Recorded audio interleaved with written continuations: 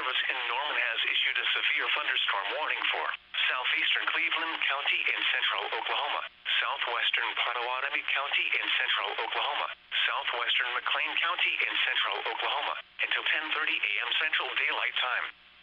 At 9:38 a.m. Central Daylight Time, a severe thunderstorm was located near Purcell, moving northeast at 35 miles an hour. Another strong storm was located near Dibble that may become severe. Expected hazards include ping-pong ball-size hail and 60 miles an hour wind gusts. This is a radar-indicated threat.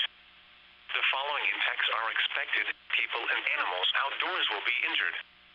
Expect hail damage to roofs, siding, windows, and vehicles. Expect wind damage to roofs, siding, and trees. Locations impacted include southeastern Norman, Purcell, Noble, Slaughterville, Lexington, Pink, Goldsby, Dibble, Wayne, Washington, Cole, Asher, Tribby, Winnett, Street, Lewis, Etowah, Brooksville, Macomb, Kreiner, and Lake Thunderbird. For your protection, move to an interior room on the lowest floor of a building.